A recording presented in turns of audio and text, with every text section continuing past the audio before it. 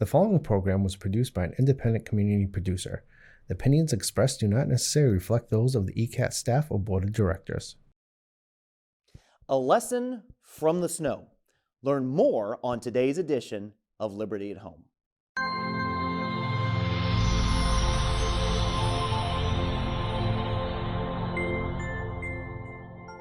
Welcome back to our latest edition of Liberty at Home. I'm Pastor Adam Riveiro from the Liberty Baptist Church, which has served the greater Easton community for the past 10 years. Today, as always, we're broadcasting from Easton Community Access Television, just across from the historic Shovel Works here in Northeaston. Today, I want to look back at a column that I wrote for the Easton Journal in March of 2015. If March 2015 doesn't stick out in your mind, the previous month definitely should. That's when we got over 100 inches of snow in about 5 weeks' time, mostly during that February. Well, we've not nearly had that much snow since. I wanted to revisit the column I wrote as the snow was piled high and was stubbornly refusing to melt. It's called A Lesson in the Snow from the Easton Journal's March 8th, 2015 edition. Let me start by telling you that I was born and raised in Florida.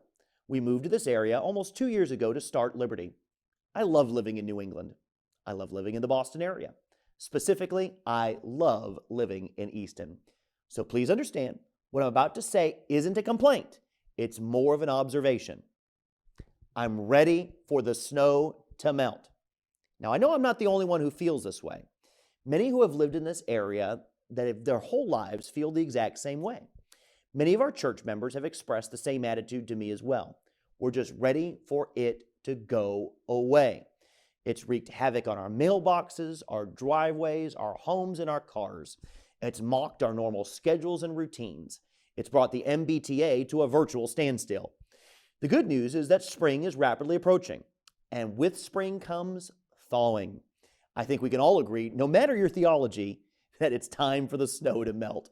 However, before it does, I wanted to dwell on an object lesson the Bible teaches using snow as an illustration.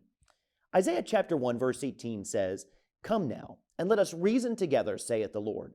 Though your sins be as scarlet, they shall be as white as snow. Though they be red like crimson, they shall be as wool." Romans chapter 3, verse 10 tells us that none are righteous or right before God. If there is anyone that's the case, one could wonder if there's any hope for mankind. However, the verse in Isaiah tells us that there is a way for our sinful soul to become white as snow. This way is not achieved through performing good works, for Titus 3:5 says, "It's not by works of righteousness which we have done, but according to His mercy He saved us." In fact, good works have never throughout human history ever saved a person's soul. It's only by God's mercy, extended to us through the blood of Christ, that anyone can be born again. Jesus made this point clear in John 3, verse 17, when He said, "For God sent not His Son into the world to condemn the world, but that the world through Him might be saved." Although we get very tired of snow, especially as it gets dirty in the days following a storm, the fresh fallen snow is a wonderful reminder of God's mercy to us.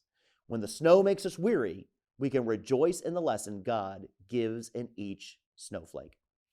You know, it was a joy to write for the Journal, and I wrote almost 100 columns for the paper before it was shuttered in 2022. But now, I'm thankful for the opportunity to come to you each week from ECAT for Liberty at Home.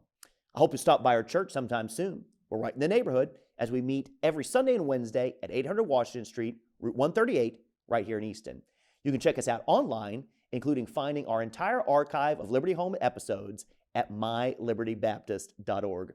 Well, it's time to go, so don't forget that where the Spirit of the Lord is, there is liberty. I'm Pastor Adam Riveiro, and I'll see you next week here on Liberty at Home.